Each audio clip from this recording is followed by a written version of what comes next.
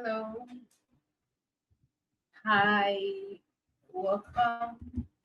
Welcome. Good to have you again. Welcome to English language class. Yeah. All right.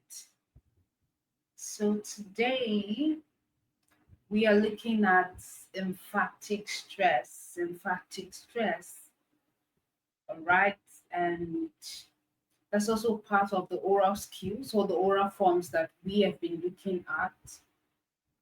And we are going to see the difference between emphatic stress and contrastive stress because some people use them interchangeably. They are not the same, they do not function the same way, but they kind of look alike and they can be found in each other. So, we're going to be looking at emphatic stress basically, and we're going to see the difference between emphatic stress and contrastive stress. But before we go to today's class, we will do a quick review of what we did in the last class.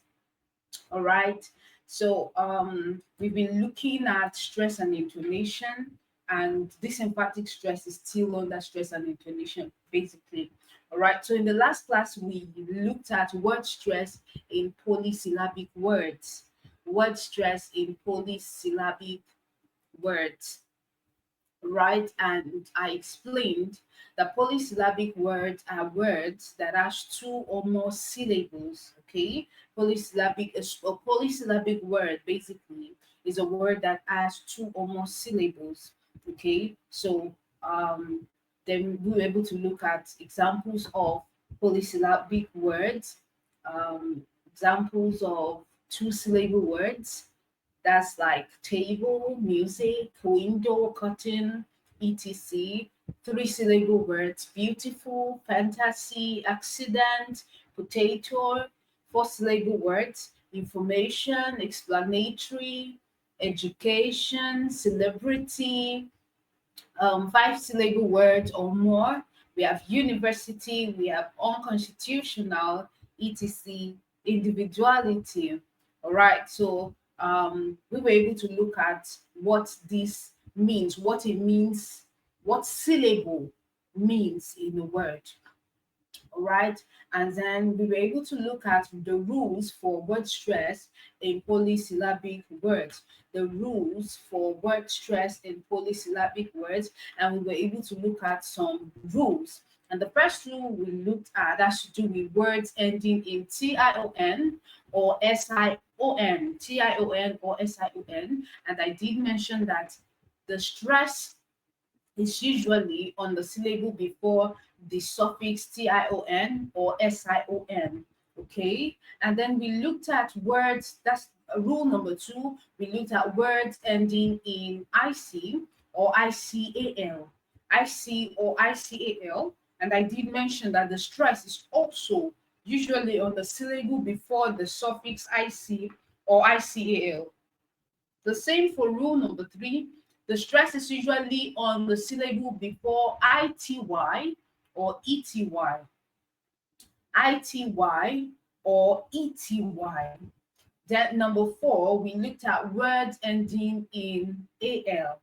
The stress is usually also on the syllable before the suffix al, or the word. That word, whatever word ends with al, the syllable before the last syllable is usually the one that carries the stress. Then we looked at rules that has to do with two-syllable words that are nouns or adjectives. And then I did mention that the first syllable is usually stressed. The first syllable is usually stressed. Then we looked at rule number six that has to do with two-syllable words that are either verbs or prepositions. Verbs or prepositions. And I did mention that the second syllable is usually stressed in words, two-syllable words that are either verbs or prepositions. Then we looked at rule number seven that talks about words with prefixes. All right, words with prefixes like un, like in, like dis, like re, like pre, etc, etc. All right, so we have the fact that the prefix are not usually stressed. Prefixes such as these, once you find them in a word, the prefixes are not stressed. So the stress is definitely going to be on the base word. Is going to be on the base word, not the prefix. So when you see a word that has a prefix, just know that the prefix syllable is not stressed. So the stress you're looking for is on the base word. Then we looked at rule number 8 that talked about word stress rule for words that ends with MENT, what's like agreement, like employment, etc., etc., and that the stress usually also remains on the root word. You won't find the word or the suffix ment stressed. The suffix ment is not going to be stressed. The stress is going to be on the root word. That's for rule number 8. Then we looked at rule number 9, and rule number 9 talks about compound words. Compound words, that is two words that are joined together to form one word. So for compound words that are nouns, the first part of the compound word is usually stressed. For instance, if you have the word football, football is a compound noun because foot is a word on its own, ball is a word on its own. Foot and ball coming together making football is a compound noun. So because it's a compound noun and it's a two-word, or it's a two-word making that come together to form one word, the first part of the compound word is usually stressed. That means the word foot in the compound word football will be the stressed syllable or the stressed part. Okay, then we looked at rule number 10 that talks about words that end with EER and ESE, and ESE. So we talked about the fact that the words that end with EER, words that end with EER or ESE, okay, are usually stressed on the last syllable. Words like engineer, volunteer, Japanese, etc. Then the last rule that we looked at is stress in words ending in suffixes like graphy, ology, meter, etc. That the stress is going to be on the syllable when you start counting from the end to the third syllable. So the stress is usually on the third syllable from the end. That means you start counting from the end, the last syllable, the next syllable after the last syllable, then the third syllable when you start counting from the end is going to have the stress on it. That's for words ending with graphy, with ology, and with meter. So that was what we did in the last class. And today we are looking at emphatic stress. We are looking at emphatic stress. All right. So you would have heard of words like emphasize, emphasis, etc., etc. All right. So what we are looking at is not far from what you are used to. So if you're used to the word emphasize, she emphasized that there is an emphasis on, okay, once you know the meaning of emphasize or emphasis, then this should not be a problem. Okay, so we're talking about emphatic stress, and emphatic stress, I would say, is a special emphasis placed on a particular word. Okay, so let's add it. Is a special emphasis. So when you talk about emphatic stress, you're talking about special emphasis placed on a particular word in a sentence. All right. So you can have a sentence, and of course, you know that sentences contain words. So out of the words that you have in a sentence, it means that there could be a particular word where there would be an emphasis. Okay. The word is going to be emphasized in that sentence. That's what we mean by emphatic stress. So wherever you find the stress on a particular word in a sentence, it means that that word has an emphatic stress. So we usually say it's a special emphasis placed on a particular word in a sentence, and it's usually to highlight its importance, to highlight the importance of the word, to clarify meaning, or to correct misunderstanding. Okay, let's say to highlight. Okay, the first thing is to highlight importance. Okay, highlight importance. The second thing is to clarify meaning. To clarify meaning. Okay, and then maybe lastly, to correct a misunderstanding. Okay, to correct a misunderstanding. All right. So usually when you talk about emphatic stress, it's to highlight importance or to clarify meaning or to correct a misunderstanding. That's what emphatic stress is basically. That's what it is. So this is usually done, especially when you talk, when you present a speech, when you're saying something. It's usually done by making the word louder, slower, and stronger in speech. Okay, so you have louder, slower, and stronger in speech. So that word in a particular sentence, we're going to look at examples so you get it. And this part of the examination is usually like the simplest, because sometimes you don't even need to read through the questions before you get your answers. Once you understand the logic behind it, you are able to tell what your answer is. So we just need to understand how this thing works and how you can take a look. You take a just a glance at the question, and then glancing through the options, you already know what your answer is.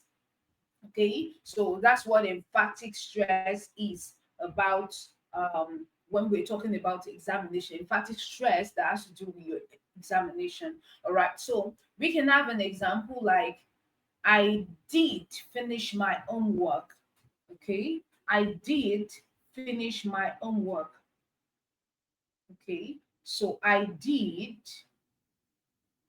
finish my homework. All right, so the word did, as you can see, it's all in capital letter, unlike the other words.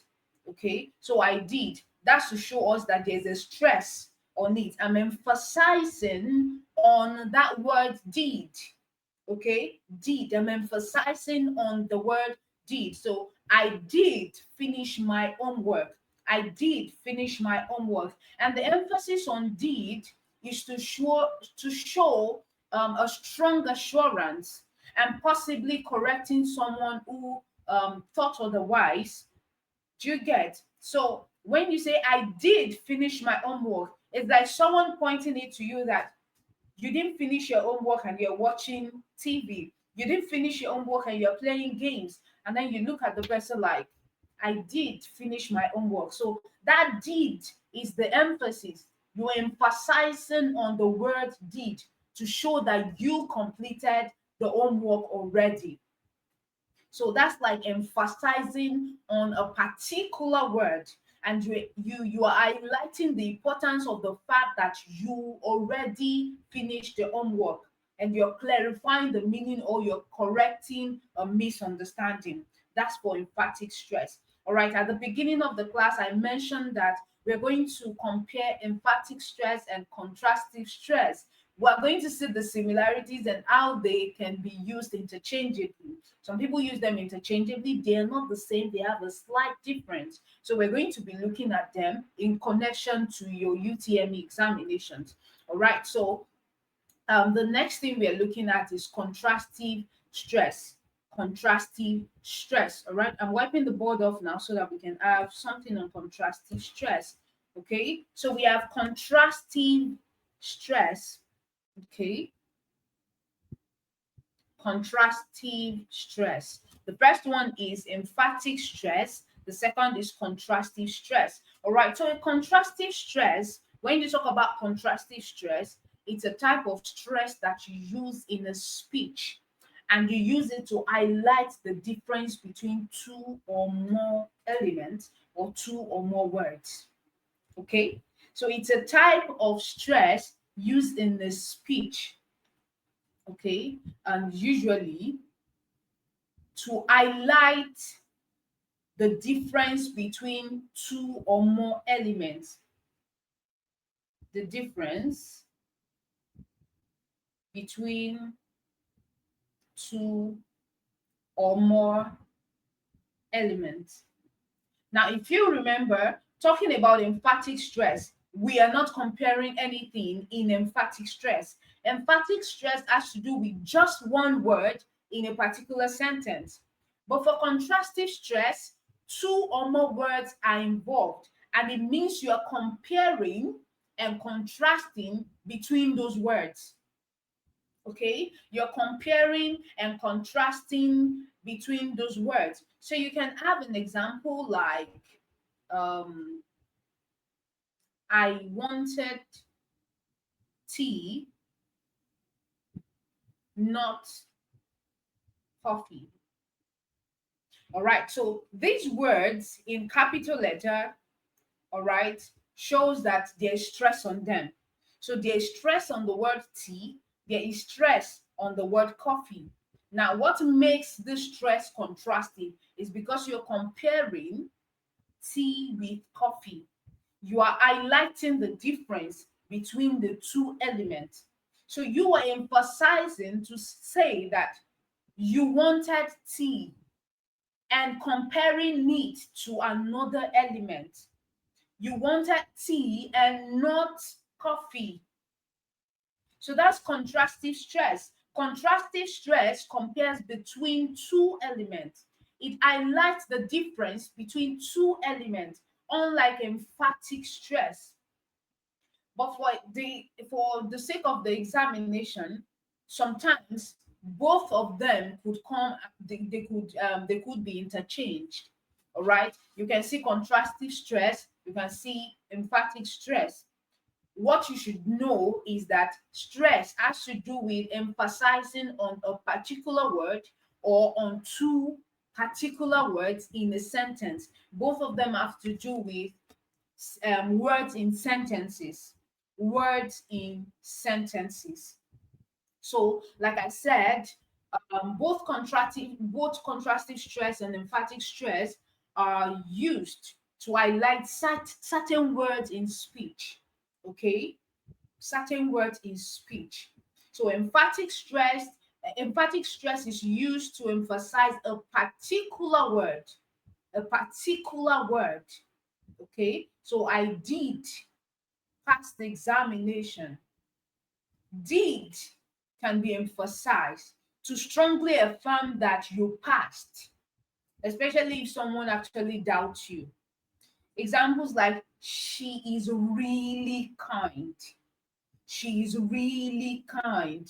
The word really has been emphasized to show how kind she is. You can just say she's kind, but you emphasize the word really to show how kind she is. So, emphatic stress is about strongly asserting a statement. It's about strongly asserting a statement. Whereas contrastive stress, again, like I mentioned, is used to contrast between two or more options, and is often used when correcting someone or making a distinction. Okay, so you can have words like, John called me, not Jane. John emphasized, Jane emphasized. So you're emphasizing that it was John. You are clarifying that it was John who called you, not Jane. So someone might have been like, okay, didn't Jane call you? And you're like, John called me, not Jane. So contrastive stress is about making a distinction or correcting a misunderstanding. So we'll quickly go into functions of emphatic stress. All right, functions of emphatic stress.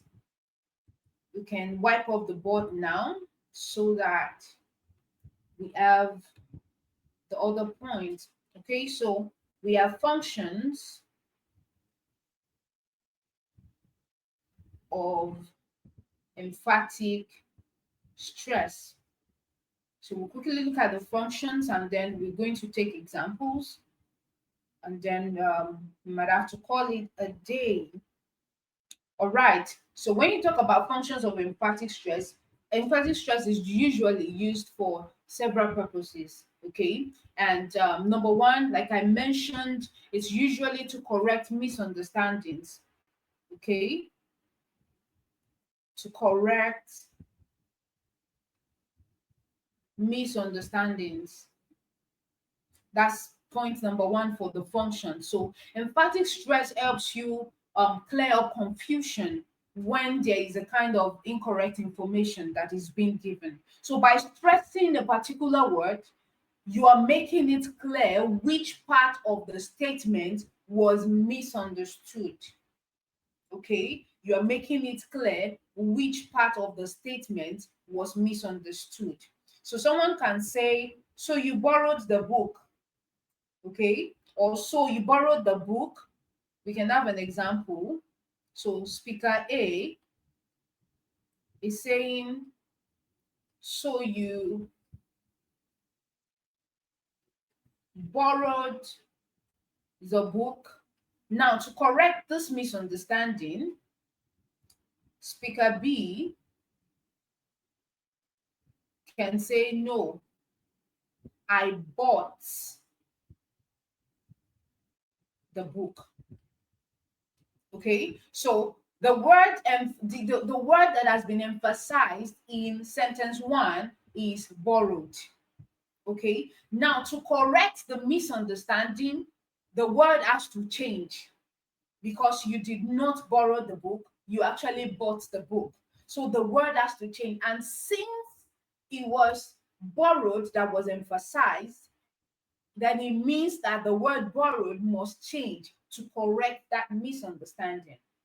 Okay, if it was book that was emphasized, let's say that borrowed is just a normal word in this sentence and book has been written in capital letter, and someone says, so you borrowed, so you borrowed the book, so you borrowed the book, and then maybe what you borrowed was actually a pen, not a book, you're going to say, no, I borrowed the pen.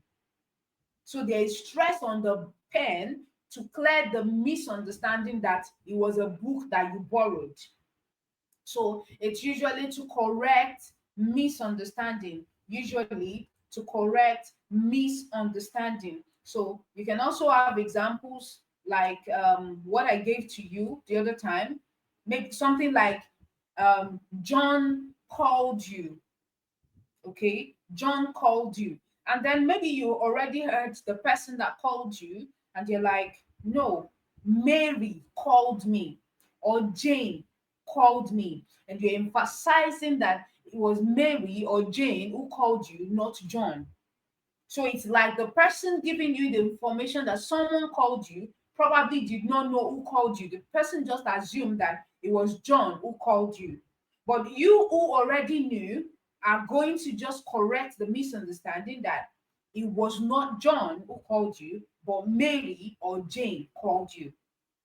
So that's basically the function of emphatic stress, is to correct misunderstanding. Now, I would not want to bore us with too much of this lecture. We'll just go straight into how to identify emphatic stress. Okay, how to identify emphatic stress, then how to tackle this question in your examination. We'll take a past question and then we'll call it a day. All right, so identifying emphatic stress in writing.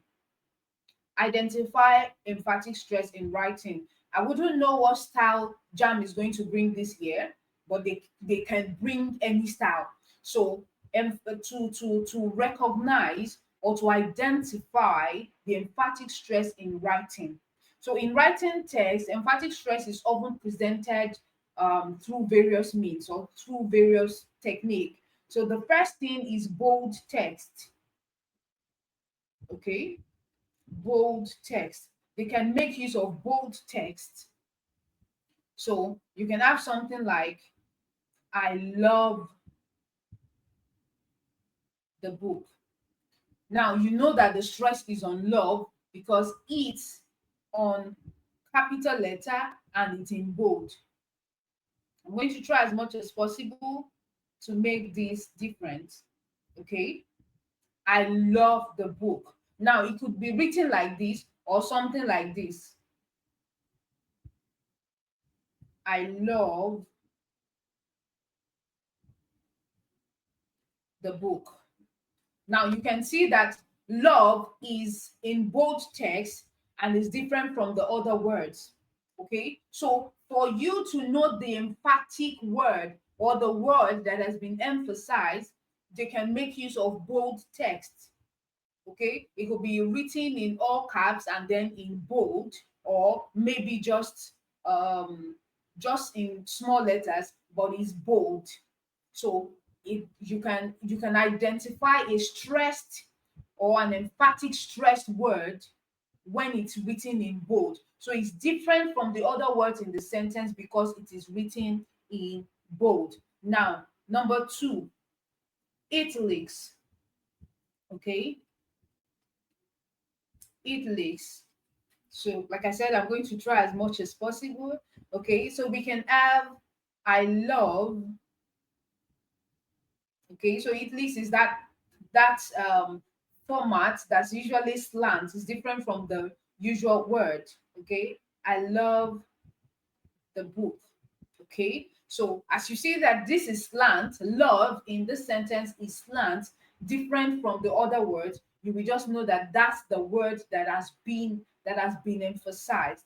Okay, so they could make use of italics. Then the next one is underlining. Okay, is underlining. Okay, so you can have a word like I love the book. Okay, I love the book, and love is going to be underlined to show that that is the word that has been emphasized. And then you can have the word in all caps, in all caps. So all caps, you can have it in all caps. So something like I love the book. Okay, so love here is different from the other words. You can see that it has been emphasized by it being in all caps. So that's to show that that's the word that has emphasis on it. So, like I said, to recognize your the words with emphatic stress, it's either going to be in bold text. Okay, it's going to be bold, like it's going to be bold. That word, that particular word will be in bold text. Then it could be in italics. It could be the word could be underlined, and then the word could be in all caps. So you will know that this particular word has been emphasized. So that's how to identify your emphatic stress in writing. Okay, so I'm going to take an example. We'll look at the example, we'll analyze it one after the other, and then after the example, you will see that attending to questions like this, emphatic stress questions, are usually the easiest. So we're going to look at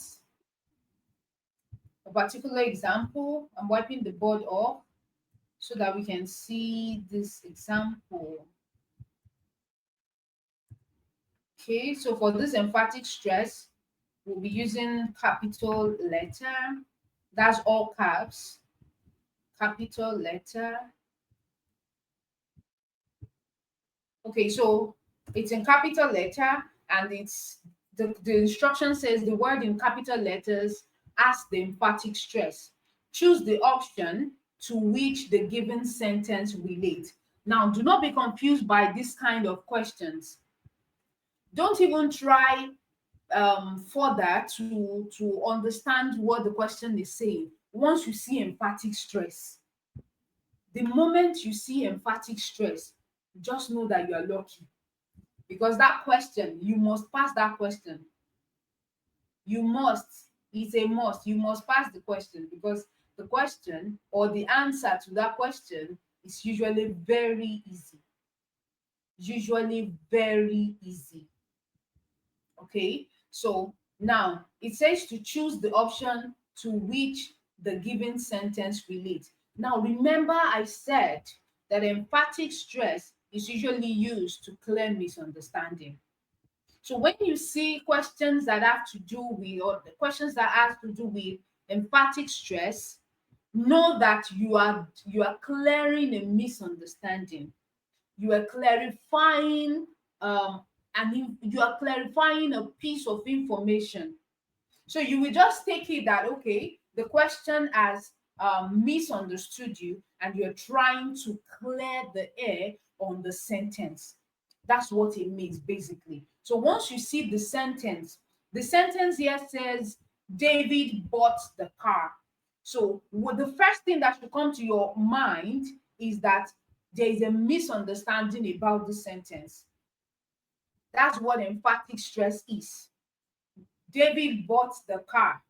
So as you can see that the word bought is written in all caps, that's to show that the word has the emphatic stress, as you can see in the instruction. So the word in capital letters has the emphatic stress. All right, someone is already answering the question. I like that. I like that. Thank you, Mariam. Okay, so but we are still going to analyze it one after the other. Okay, so as you see the word, thank you, Blessing. As you can see the word, but has been emphasized. So you are clearing the air on the misinformation. So what you are looking for now is what is different, the word that is different from the word but in your option. Now, you don't even need to look, like I mentioned from the beginning of the class, you don't need to look, you don't need to search deep. You don't even need to read the options thoroughly. Okay? You just need to look for a word that is opposite the word but. Okay? So option A has but, option C has by, option D also has by. So it means that by and but is not what we are looking for. By is the present form or the base form of but. Okay, so what we are looking at is a word. We are clearing the information that David did not buy the car, or we are asking the question to show that David did not actually buy the car. Okay, so since this is in a question form, the options are in a question form, it means that the sentence that we've been given is like the answer.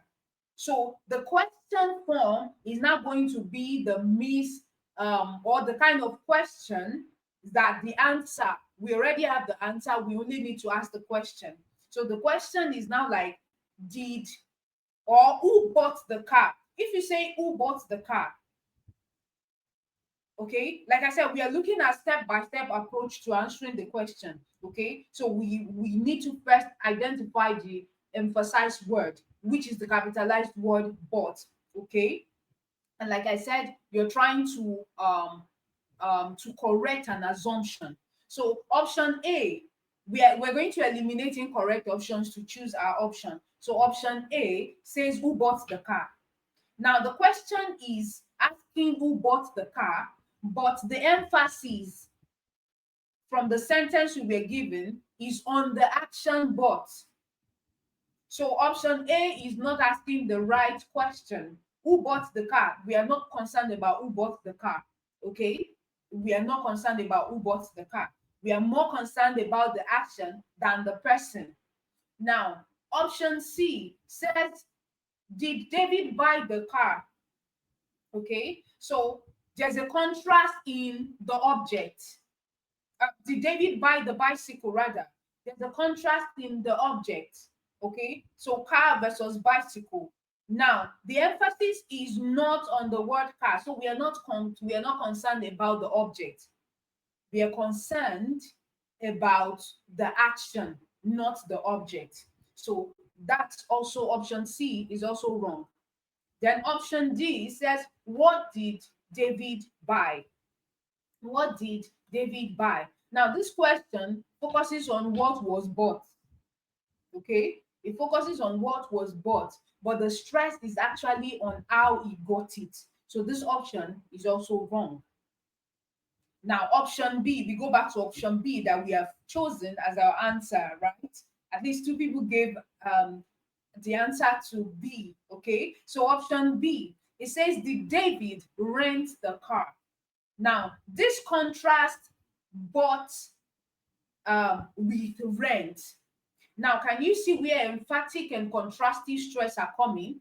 From the sentence, we have emphatic stress, but the options that we are presented with, when you are comparing the options with the question, when you're comparing the options with the sentence we were given, you can see that it has contrastive stress.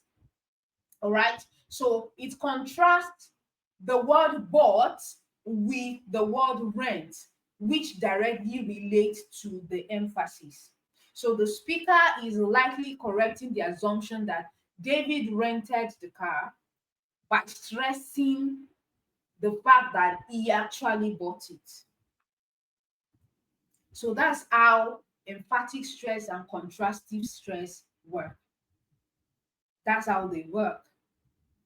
So once you see questions like this, you can get about 5 of them. Count yourself lucky because you already know what it is. Once you understand what emphatic and contrastive stress is, you already know what it is. There's sometimes that your examination can be a bit dicey, that you actually really need to read through the questions. But once you see the questions, regardless of how it comes, you already know the answer. So that's about that for emphatic and contrastive stress. As you can see, that is not stressful at all. It's not stressful. So we have come to the end of the class for today. We will take a past question, although we just did a question that looks like what the past question looks like, but then I'm going to give us the past question and see if we can answer that correctly as well. But before that, we are going to do a quick review of what we've done today. We talked about emphatic stress, right? And I mentioned that emphatic stress is like a special emphasis placed on a particular word in a sentence to highlight its importance, to clarify its meaning, or to correct a misunderstanding. All right. And I also mentioned that it is usually done by making the word louder, slower, or stronger in speech. Then I mentioned contrastive stress, and I said that sometimes both of them are used interchangeably, even though they are not the same. So, contrastive stress is the type of stress that is used in a speech to highlight the difference between two or more elements. Okay, so and it is often used to correct information, to make distinctions, or emphasize a particular choice over another choice. Okay, and that's the major difference between the two of them is that the emphatic stress focuses on one particular word in the sentence, while contrastive stress compares or shows the difference between two words that are in contrast. So that's for contrastive stress. All right. And then we looked at the major function of emphatic stress, and that's usually to correct misunderstandings. Majorly to correct misunderstandings. So, like I mentioned, once you see a particular question, just know that you want to correct a misunderstanding. So, once you go with the mindset that you are correcting a misunderstanding, then you know that you are good. Okay, so and then we looked at a particular question to see how we can approach it step by step to bring out our answer. So that's majorly what we have done today, comparing emphatic and contrastive stress and looking at how we can identify emphatic stress. Okay, so I'm going to give us a question from 2010. Okay, this is UTME 2010. UTME 2010. All right, let's see how many people can attempt the question. All right. Okay, so the question says, The word in capital letters has the emphatic stress. Choose the option to which the given sentence relates. Okay, so the sentence is my bag is made of leather. My bag is made of leather. So how many people are attempting this? Let me see your answer pop up. So we have option A. It says whose bag is made of leather. Option B, it says is my bag made of polythene. Option C, Abu's bag made of leather. All right, I see someone's answer. Thank you, Blessing. I'm waiting for maybe two more people. Then option D is my bag made of leather. What are your options? What are your options? Okay. All right. We are still going to look at them one after the other. We take it step by step to see what the correct option is. All right. Thank you for those attempting. All right. That's good. Now let's analyze it. I already got your answers. I've gotten your answers. Okay. Now, the first thing we want to look at is to see the emphasized word. And the emphasized word is what? Leather. Leather is the emphasized word. So it means that we are correcting a misinformation. Like I said, just take it that you are trying to clear a misunderstanding. So my bag is made of leather. That's like a statement. Okay, that's like a statement. Okay, so you are clearing a misunderstanding, and the emphasized word is leather. So what you are looking for is the word that contrasts leather. The word that contrasts leather. Now, the easiest way to do this is just to look at the options, the last options that you have. Option A, you have leather. Option B, you have polythene. Option C, you have leather. And option D, you have leather. So since you are clearing a miss, or you are trying to clear a misinformation, you just know that what the word you need is something that contrasts leather, which is option B. So yes, those of you that attempted it, you got it correctly. Option B is the answer. Like I said, you don't need to go too deep into this kind of question. So even if you don't read the question completely, you just see leather as the emphasized word, and then you look at option A, you see leather. Option B, you see that leather is not there. Option C, you see leather. Option D, you see leather. You already know that. Of course, the option you're looking for is option B. So it doesn't need any more stress.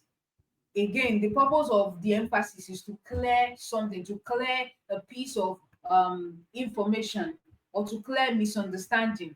Okay, so then you look at your options. In case the options want to give you problem, you just evaluate your options. There are times when you need to read through the questions before you get your options correctly. Okay, so option A is asking about ownership, not the material of the bag. So, and it doesn't contrast with leather. We are not concerned about the ownership, we are concerned about the material. Option B focuses on who owns the bag rather than the material. We are not concerned about the owner of the bag, but the material which the bag was made. Okay, now option D is repeating the sentence without introducing a contrast idea. Okay, is repeating the sentence without introducing a contrast idea, and we need a contrast idea because we are clearing the air. All right, we are clearing, or we are clarifying a misinformation. So it does not challenge the emphasis on the word leather. So option B, contrast leather with another material. So the emphatic stress on the original sentence corrects the assumption, and that makes it the most appropriate and the correct option. So that's for emphatic stress. We have come to the end of the class. Thank you for everyone who attended and made an attempt. So if you missed any part of the class, you can go over to our YouTube channel And if you have any questions, kindly drop them in the comment box. We're going to attend to them. If you've not subscribed, kindly subscribe to the YouTube channel, like the videos, and then send the link to your friends, make comments. Then please, your exams are your examination is drawing closer. Make an attempt on the question. We have past questions on the A1 Tutor app. Just go to the CBT session, UTME. You will see UTME year by year. So pick out the year and just deal with the questions you can. Look for exam questions on emphatic stress and see the ones that you can attempt. If you're having any problem with any of them, kindly ask questions, okay? And we're going to attend to them. We've come to the end of the class. See you in the next class. Bye bye.